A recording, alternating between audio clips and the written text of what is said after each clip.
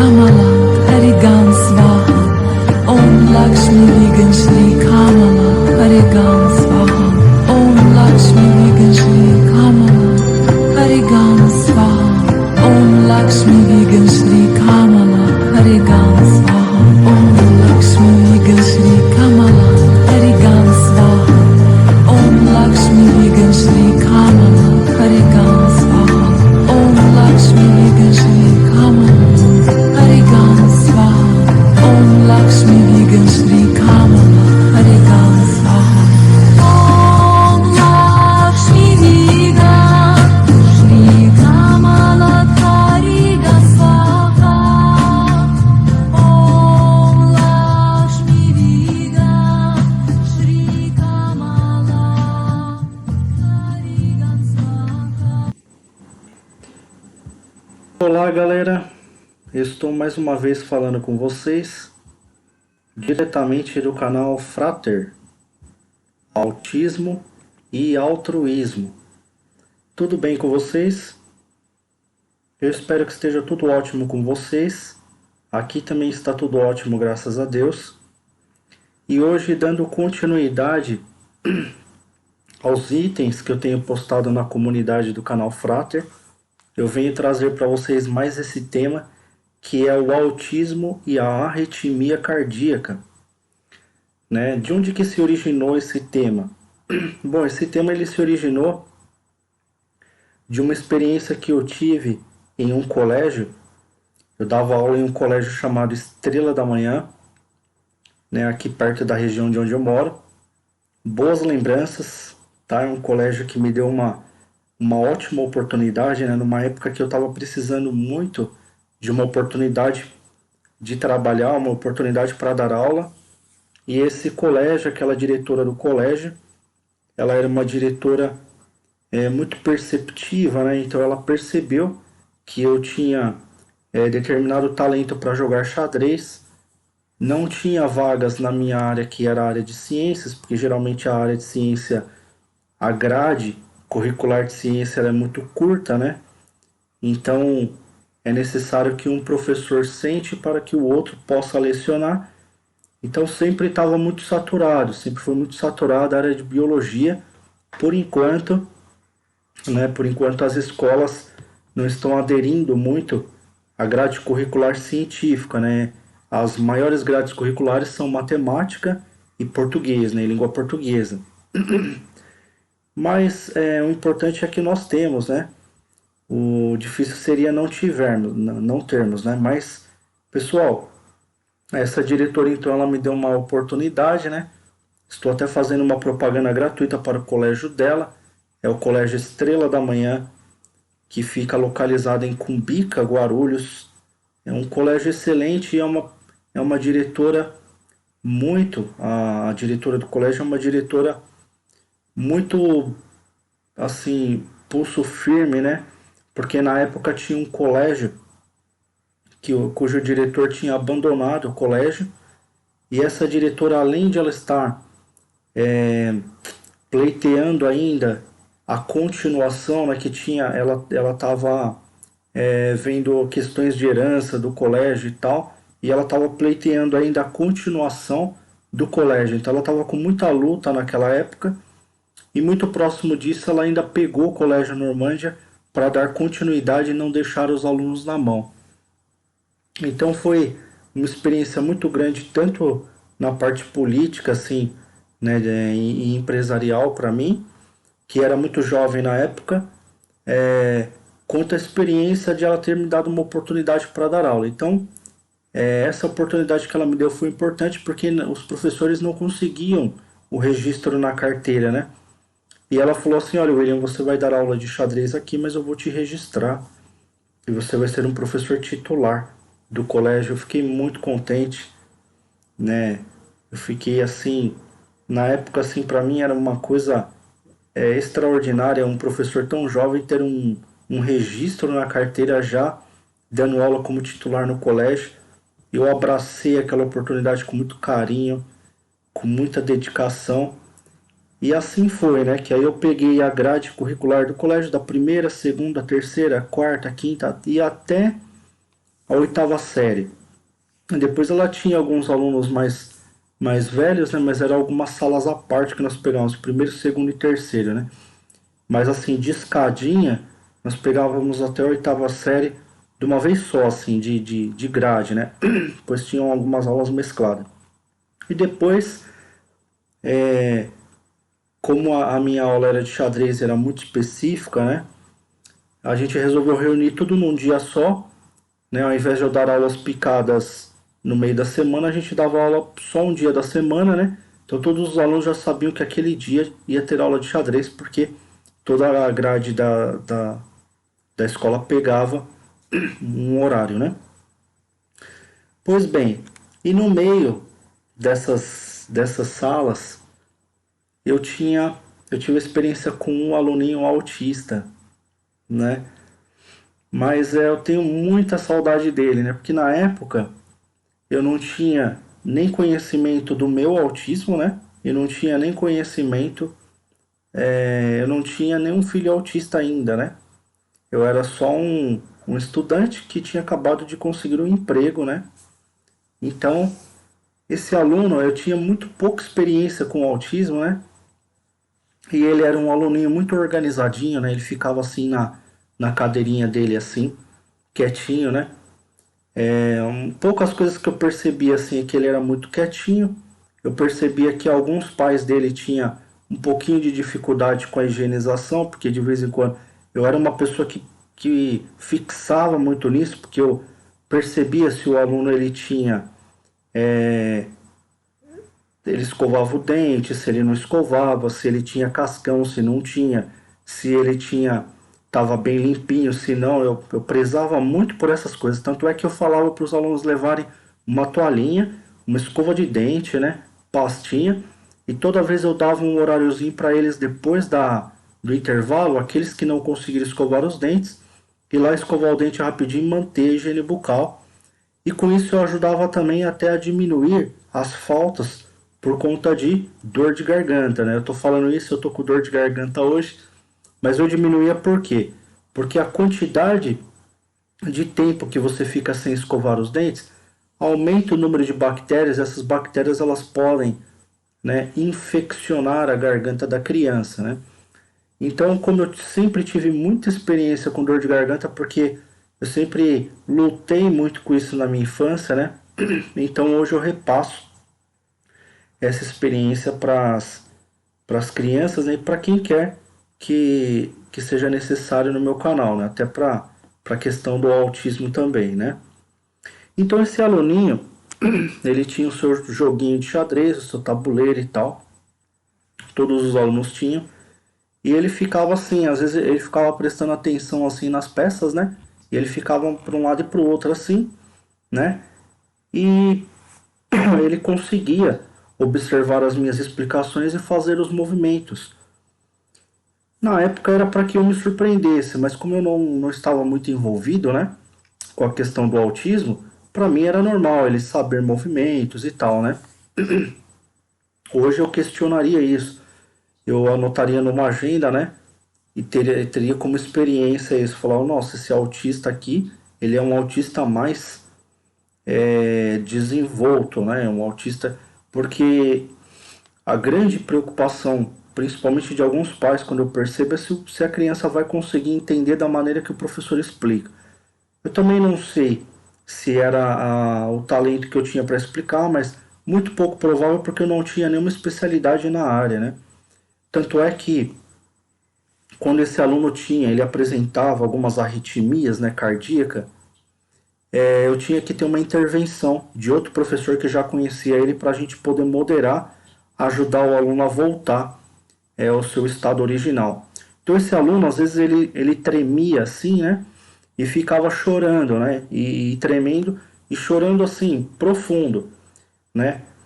E na época eu não tinha, como eu não tinha especialização e nem nada no assunto e não tinha nem experiência, não lidava com isso, eu me assustava um pouco, obviamente, né? Porque eu pegava várias salas de aula que não tinha uma especialidade, como aquele colégio logicamente era um colégio inclusivo, né? Então eu acabei pegando esse aluno autista, né? Acabei tendo ele na sala de aula e às vezes eu pedia para a professora que conhecia mais ele dar um apoio quando acontecia essa arritmia. Então hoje eu resolvi falar sobre essa arritmia porque eu já observei um caso assim, né? Não é muito frequente, tá? A arritmia. O que nós temos mais frequente no autismo é a histeria por conta de alguma coisa que o autista não consiga fazer, não consiga desenvolver, e a mensagem que ele não consiga transmitir e a falta de comunicação contínua, né? Então, com tudo que eu falei até agora no canal, né? Eu citei vários exemplos no canal dos vários cognoscivos, né, das várias cognições, dos vários intelectos que são desenvolvidos. Agora, recentemente, eu citei sobre a tela orbital e fui obrigado a citar sobre vários, né, eventos que estão assim interagindo juntamente com essa tela orbital, com o desenvolvimento ou aplicação da tela orbital do autismo, né? Falei sobre o intelecto simpatizante, o intelecto ativo e o intelecto social, o intelecto primário e o secundário, né? Fiz um fechamento para que vocês entendessem toda a nuvem de conhecimentos e toda a nuvem de coisas que existem, né? Que o autista e o próprio não autista também estão mergulhados, né? E muitas vezes até os profissionais, mas os profissionais muitas vezes até não sabem. Os profissionais se especializam em alguma coisa, outros em outra, mas o contexto geral é enriquecido de muitas informações. E essas muitas informações, elas são que implicam diretamente no comportamento do autista, né? Então, quando o autista ele se toma por uma arritmia, né, muito provavelmente aquele turbilhão de coisas, né, que está acontecendo, o turbilhão de eventos que está acontecendo, vários intelectos, várias pessoas interagindo, várias situações conjuntas, né, acontecendo. Um aluno indo ao banheiro, voltando, outro aluno prevendo horário de intervalo, outro aluno estudando, outro fazendo pergunta. Esse enorme número de coisas, né, de o professor explicando, né, um aluno puxando o cabelo do outro, outro aluno, né, jogando a borracha no outro. Então é um turbilhão de coisas, né? E o autista mergulhado nisso, ele pode, logicamente, desenvolver uma arritmia. Aquele autista em específico, ele tinha, de vez em quando, essas arritmias, né? Então ele ficava respirando e chorando muito forte, né? E o coração dele acelerava, né? Se você colocasse a mão assim no peitinho dele, você percebia que o coração dele palpitava mais rápido. Então, provavelmente ele ficava com uma síndrome de pânico, né, momentânea. E depois ele ia se estabilizando, né? Então, essa arritmia é ocasionada por um pânico que dá no autista quando ele está mergulhado a um enorme número de coisas, né? E ele consegue enxergar esses eventos, né? Então, uma coisa é o autista ignorar e outra coisa é ele enxergar.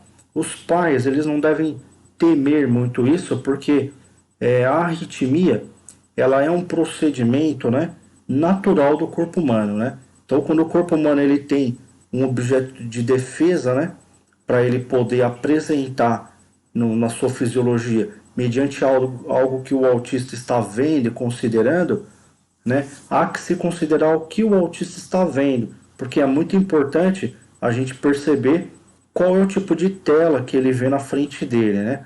Então ele está vendo uma tela social que está ocasionando essa arritmia nele. Então são muitas coisas para ele, muitas coisas para a mentezinha dele absorver, né?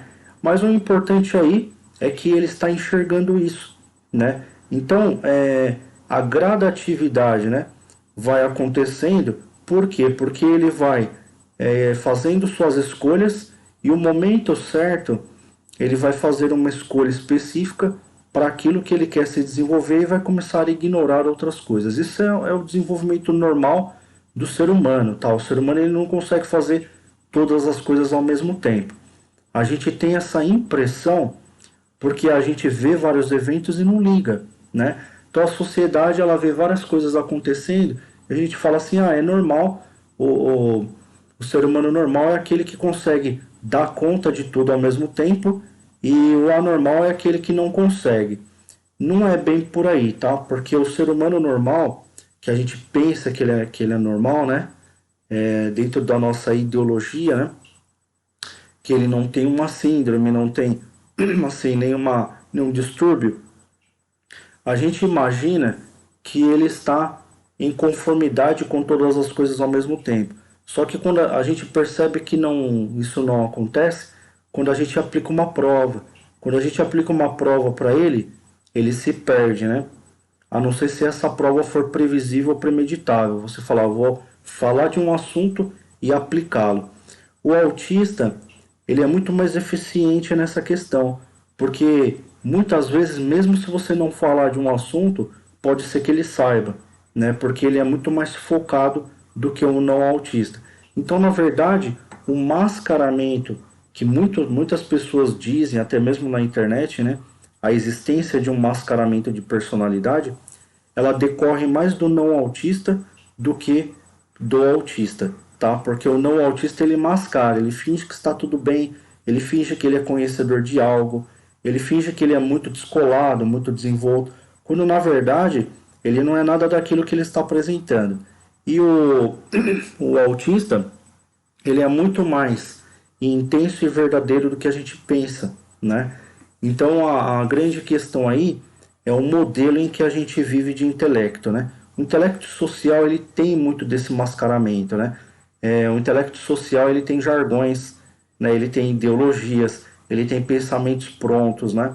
O autista ele não tem um pensamento pronto, ele não tem uma frase pronta, ele não tem uma ideologia pronta, né? Ele vai buscar na fonte o conhecimento diretivo.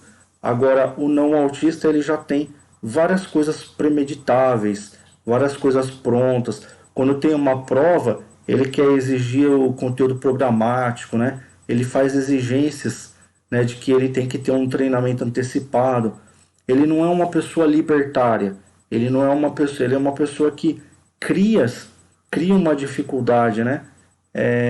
Para que se desenvolva uma possibilidade. Já o autista ele enfrenta a dificuldade, né? A grande razão pela qual o autista ele não é um ser inerte é porque ele enfrenta a sua dificuldade dia a dia, né? Ele levanta, né? Ele caminha, né? Ele procura coisas, né? Só que são coisas dentro da sua perspectiva. Então a arritmia cardíaca ela é apenas uma das muitas coisas que pode acontecer com o autista. Eu estava até conversando hoje com a minha mãe e a gente entrou em um detalhe, né? Que ela estava questionando sobre um priminho que eu tenho, que é o Leandro. Gostaria até de mandar um grande abraço para ele, né?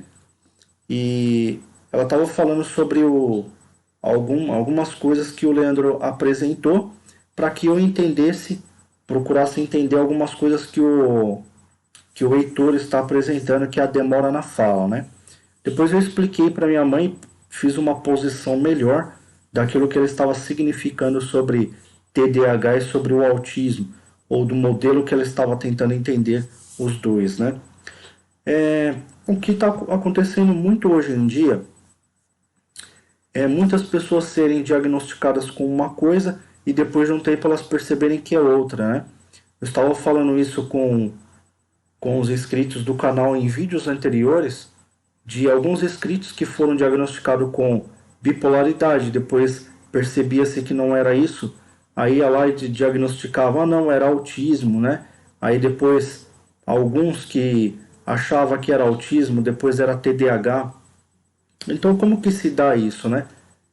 Para que a gente possa precisar melhor, a gente precisa entender o que é de fato o autismo, como que ele funciona de fato, né? O fato de você ter TDAH não significa que você não seja autista, porque você pode ser um autista e como consequência você tem um distúrbio de atenção, tá? O fato de você ter, por exemplo, bipolaridade não significa que você não é autista. você pode ser um autista e, como consequência, você ter uma bipolaridade. O fato de você ter uma arritmia cardíaca não significa que você não é autista. Você pode ser um autista e, como consequência de eventos da convivência no espectro, você pode apresentar uma arritmia cardíaca. Então, o autista, ele não é várias coisas, né? Se você tem, por exemplo, deficiência mental, isso não significa que você tem autismo, mas você pode ter um autismo e pode ter deficiência mental também, né? Então, na verdade, você pode ter outras coisas, né? O autismo em si, especificamente, se você disser eu sou apenas autista, né? Ele é aquilo que eu apresentei para vocês. Você vai viver um intelecto diferente, você vai viver no espectro, que é um cognoscivo diferente, é um intelecto primário, aquilo que eu pontuei aqui no canal como intelecto primário, e o não autista é um intelecto secundário. Tem pessoas que já me perguntaram, poxa, eu achei que o autista fosse secundário, né? E o não autista fosse primário. Qual é a diferença disso? A diferença é que, em um dado momento, o ser humano ele se distanciou do intelecto primário, né?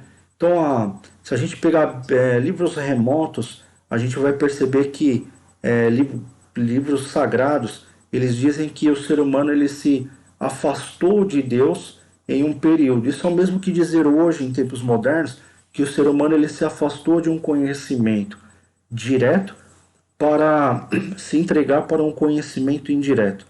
Hoje o que nós vivemos na sociedade é um conhecimento indireto, porque hoje a gente vê no supermercado o leite em caixinha e muitas pessoas que nascem se tornam crianças e acabam achando que o leite ele vem do mercado e da caixinha. Ele não sabe, não tem um conhecimento primário de que vem da vaca, tá? Então, na verdade, em um dado momento, o ser humano ele decidiu se afastar do conhecimento primário. E a grande interatividade a esse respeito fez com que fossem surgindo os autistas, né, geneticamente, né? Por quê? Porque tem pessoas, né, mesmo nas idades modernas, tem pessoas que elas herdam grandes, grandes heranças genéticas, né? Grandes codificações genéticas de grandes pensadores que existiam no passado. E esses pensadores, eles desenvolveram vários e vários conhecimentos que eram baseados no intelecto primário. Então, eu não sei em que ponto que a gente perdeu muito isso, mas agora recentemente no canal Frater eu coloquei na aba comunidade a diferença da filosofia primitiva para a filosofia moderna. Hoje nós temos uma filosofia moderna que ela passa por cima de tudo isso. Ela diz assim, nós temos que ensinar as pessoas a caminhar dentro desse tufão, dentro desse furacão de eventos que é o pensamento social, que é o intelecto social, e à medida em que as pessoas adentram isso, elas discutem coisas sem pé e sem cabeça, de onde elas nem sabem onde está o fundamento. E na verdade as pessoas elas vão se distanciando e esquecendo do primórdio. E o primórdio é exatamente de onde surgiu tudo isso. Por quê? Porque o primórdio é uma coisa que sempre vai existir. Uma coisa que nós podemos dizer, por exemplo, universalmente, é que se existir, por exemplo, vida em outro planeta, os primeiros seres humanos que nascerem naquele planeta, eles terão um intelecto ativo e um intelecto autista. Por que eu tenho absoluta certeza disso? Porque lá não vai ser criado ainda a sociabilização. A sociabilização ela depende de centenas e centenas de anos de interatividade social, depende de progressos, né? Então, um planeta que ele acaba de ter, né, de se originar o ser vivo, né, que é o humano, né, o ser humano, ele vai desenvolver aos poucos os primórdios do intelecto, que é o intelecto primário, tá? Então, ter essas certezas é aquilo que nos conecta mais com a nossa essência primordial. Ter essas certezas, né, vai fazer com que a gente coloque o pé no chão e comece a entender se nós estamos no caminho certo dentro grande furacão de conhecimento, né, e de imposições sociais e de jargões sociais, frases prontas, né, é, descobrimentos, né, pessoas que descobrem tecnologias ou reinventam tecnologias, né, inventam hoje tablet, depois inventam celulares, aí ficam remodelando marca assim, criando mais facilidades. Então nós estamos mergulhados em um mar de coisas, né? De grandes informações, grandes propagandas, né? E isso faz com que nós nos distraiamos, né? Vivamos distraídos e nos esqueçamos, né? Do intelecto primordial. O autista, ele é imparcial exatamente por conta disso, porque ele encontra uma preciosidade, que é o intelecto primordial, e ele não consegue conformar, ele não consegue conciliar o intelecto secundário com o intelecto primário. É uma coisa que não se junta, como se fosse água e óleo, né? Então, quando ele vai conseguir muito lá na frente isso, ou por intervenção, ou por aquilo que as pessoas chamam de terapia, como se o autista estivesse saindo de uma condição anormal para adentrar numa condição normal, né? E nós sabemos de repente que o intelecto secundário está apresentando continuamente para a gente maiores anormalidades do que o próprio autismo, né? E isso é um tema, é uma temática aqui dentro do Frater, né?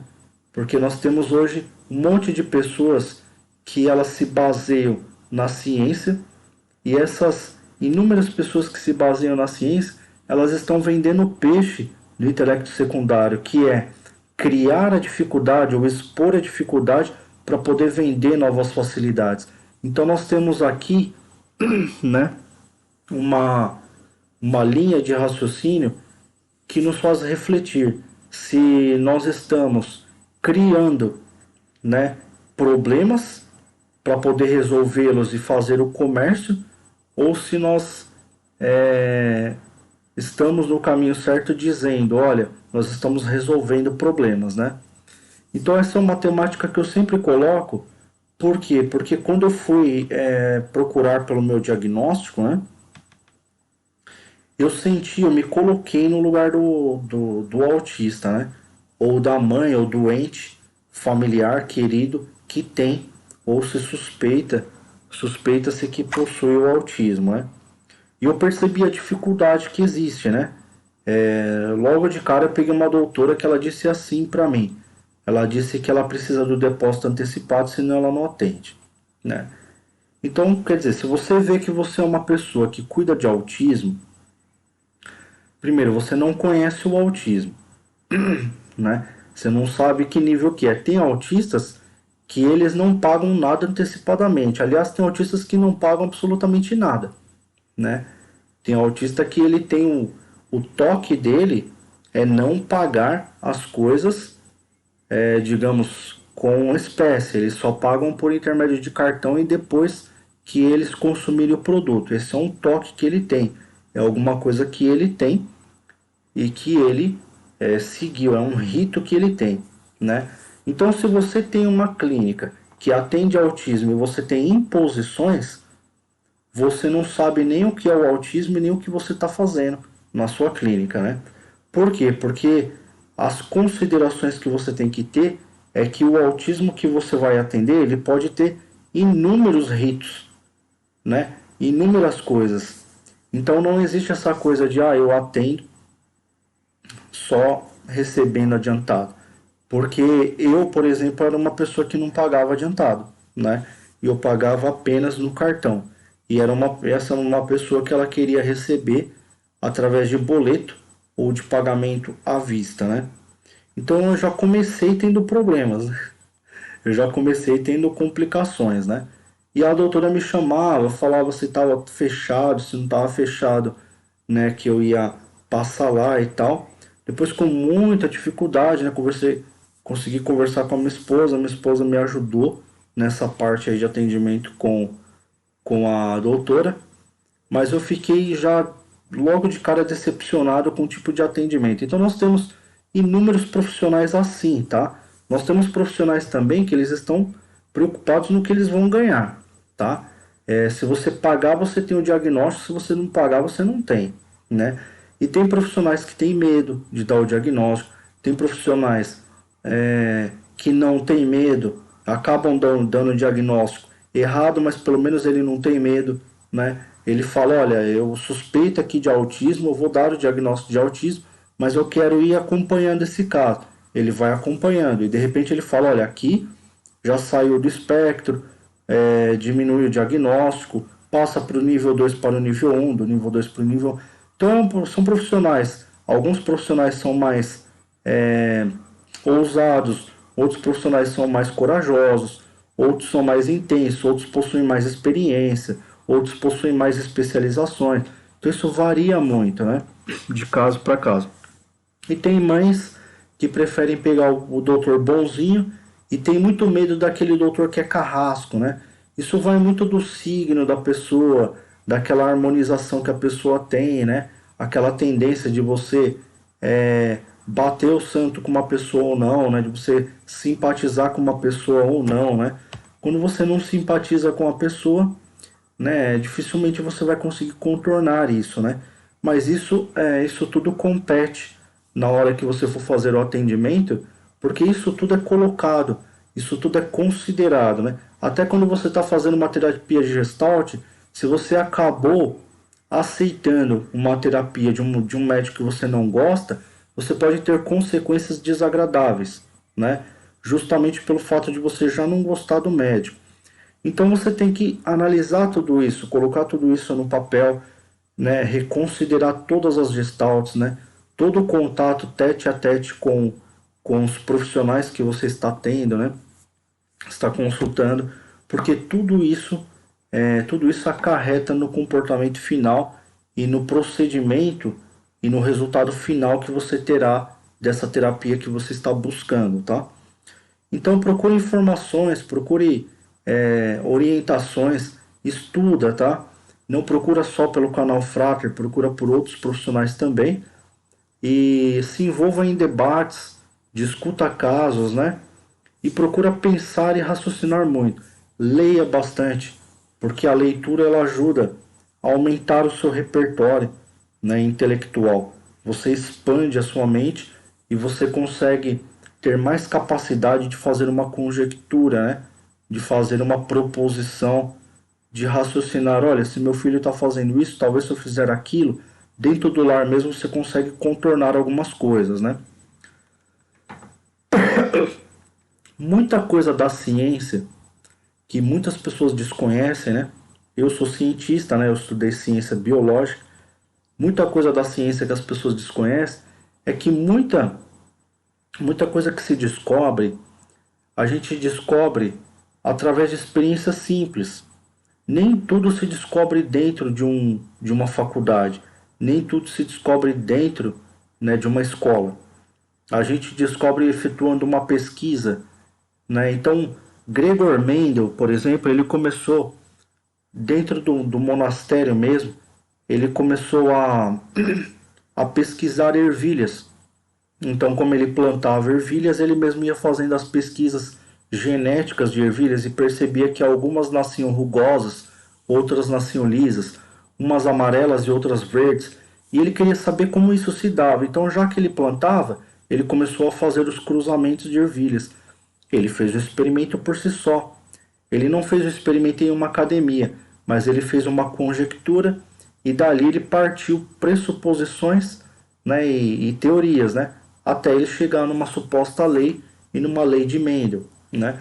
Gente, isso dá para você fazer dentro de casa, isso dá para fazer no trabalho, na sua hora vaga, né, no seu ambiente de estudo, no colégio. A índole do pesquisador, ela é do pesquisador, né? O pesquisador ele vai pesquisar, ele vai correr atrás. E se você quiser descobrir mais sobre o autismo, sobre os casos dentro do seu lar, você tem que pesquisar, tá? Você tem que procurar ler, pesquisar, procurar saber. E um conhecimento ele vai levando a outro. Se você foi ler Gregor Mendel e acabou chegando, né, em Pasteur, você vai lá e lê um pouco sobre Pasteur. De repente você conseguiu chegar em outro, cientista, você vai ler sobre o outro. Então isso vai desencadeando conhecimento em você, tá? O importante é você não ficar parado e, como eu sempre digo, o importante é a gente não parar de pensar e refletir. Pessoal, espero que vocês tenham gostado do tema de hoje, né? Fiz um fechamento aqui do autista e a arritmia.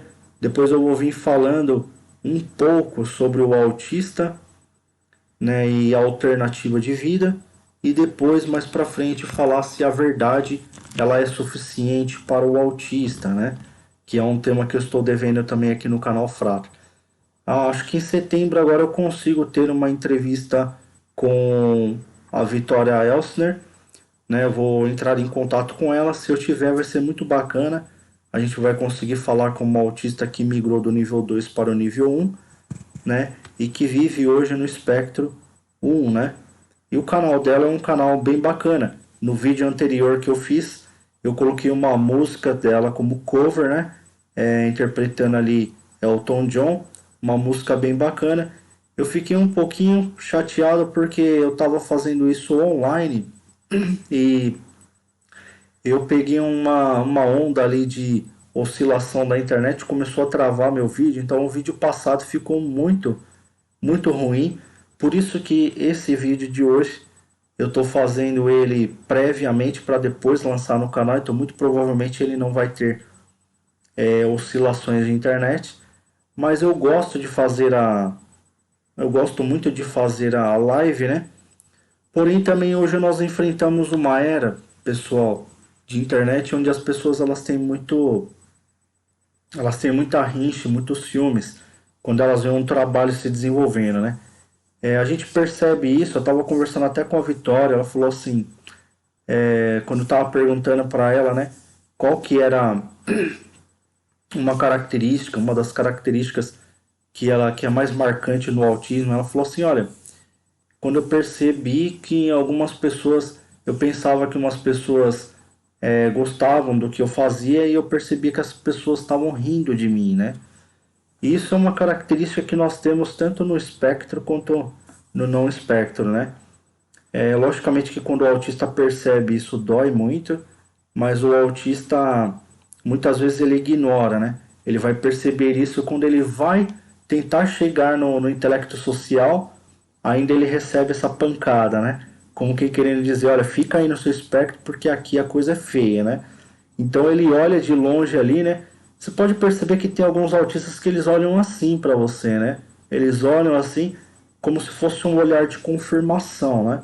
Será que vai suceder? Será que eu tenho que pedir licença, né? Será que tá legal ali o ambiente para eu entrar? Muitos autistas fazem isso, né? O Raonic faz muito isso, né? Ele olha assim, né? Aí ele analisa, vou, não vou naquele lugar, faço, não faço. Isso se dá ao modus receio, né? Que o autista desenvolve, né? O autista ele desenvolve esse modus receio dentro dele. Eu preciso falar sobre isso no canal também, porque ele acaba desenvolvendo e a nossa sociedade nós sabemos que não é uma sociedade convidativa, né? É uma sociedade que você tem que chegar, você tem que entrar e você tem que mostrar suas caras, sua identidade, sua personalidade. E mesmo fazendo isso, você sabe que vai ter inúmeras retaliações, né? Então você vai construindo ali naquele mar de eventos. O autista ele fica muito assustado com tudo isso, né? Ele fica muito com o pé muito atrás com tudo isso. Ainda mais que ele gosta muito de viver o seu espectro no intelecto primário, né? Então, se ele tem dúvidas se ele vai migrar ou não para o intelecto secundário, para ele fechar com o intelecto primário inúmeras vezes e esquecer do intelecto secundário é muito fácil ele fazer isso, né? Em outras palavras, nós podemos dizer que grande parte da culpa do autista estar na posição que ele está, uma boa parte dessa culpa é da própria sociedade, né? Então não adianta, por exemplo, o Estado chegar e falar assim, olha, nós não temos culpa do seu filho ter nascido no espectro, né? Isso sim, mas parte da culpa de ele continuar no espectro é do Estado e da sociedade, porque a sociedade em nenhum momento ela vem para o espectro, né? Ela vem para o espectro para falar, olha, vamos entrar no espectro, brincar com o autista ali e falar para eles que aqui desse lado é bacana. A sociedade não sabe como fazer isso, né? Embora a sociedade tenha um monte de jargões, né? Um monte de frases prontas, né? Frases leves, aquelas frases assim simpatizantes, né? Que vão demonstrar assim que ela está sendo humilde e amorosa com o autismo. Ela não consegue saber como que ela tem que proceder para o autista entender que aquilo é um convite e para o autista entender que será esse convite, ele será harmônico, né? Ele será respeitado ou respeitoso, né? Galera, espero que vocês tenham gostado de hoje. Peço para vocês que vocês continuem não só assistindo, né, as próximas estreias, como também dando joinha, se inscrevendo no canal, compartilhando os vídeos com pessoas que têm casos de autismo no lar, ou mesmo com as pessoas que não possuem casos de autismo no lar, porque como eu sempre digo, amanhã ou depois você nunca saberá ou nunca sabe se você poderá ser surpreendido com o autismo no seu lar. E se isso um dia acontecer, né, tendo essas aulas, tendo assistido esses vídeos do canal Frater, você estará um pouco mais preparado, né? E o autismo não será, como para muitas pessoas, ou muitas pessoas pensam, uma tristeza, né? Mas muito pelo contrário, será uma felicidade na sua vida. Pessoal, vou deixar aqui o número do Pix, se vocês quiserem contribuir com o canal Frater, depositando qualquer quantia, transferindo qualquer quantia para o Pix, será muito bem-vindo, né? A gente vai conseguir manter o canal. Se você quiser ajudar de outras formas, né, doando roupas ou alimentos, é só entrar em contato com o WhatsApp, que está no começo do vídeo. Eu vou deixar agora também no final, junto aos agradecimentos. Se você quiser assinar o canal Frater e se tornar um membro solidário, um membro altruísta, um membro Frater, né? É só você clicar no link Seja Membro e ver as 3 opções que você tem de assinatura e você pode fazer do canal Frater, né, a sua melhor programação. Se você quiser participar de outras formas, como formador de opinião aqui dentro do Frater, ou mesmo se você for uma pessoa aposentada e estiver procurando uma utilidade pública para você se entreter na sociedade, aqui é um bom lugar onde você poderá aplicar fraternidades, né, conteúdos fraternos, desenvolver conteúdos fraternos, altruístas, né, solidários e relacionados a não só a fraternidade, quanto também a comunidade autista. Agora, para finalizar, vamos colocar aqui o povinho autista, né? E o nome do povinho. Olá, povinho. Esse daí é o povinho autista, né? Esse povinho autista é o fantochinho do canal Frater. Ele é o povinho porque ele representa a galerinha que está aí com autismo, né? Que tem autismo e está aí no Brasil afora, né? E essa galerinha autista ela precisa do apoio de todos nós, dos braços, de todos os nossos braços e mãos a seu favor. Então o povinho autista ele tem vários bracinhos, ó, a seu favor, né? Então ele representa aí essa grande galerinha autista aí no Brasil todo. O povinho autista, o nome dele é RH. Eu coloquei esse nome porque eu tenho 2 filhos, um com suspeita de autismo e um com autismo nível 2. E ele se chama Raonic e o outro se chama Heitor. Então eu coloquei o nome do povinho de RH em homenagem a eles. E ele representa toda, povinho autista representa toda a galerinha aí no Brasil afora. Dá um tchauzinho aí pra galera, povinho. Bom, o povinho autista, como vocês sabem, ele é autista e ele não é verbal, tá, galera? Por isso que ele não fala que nem o Louro José.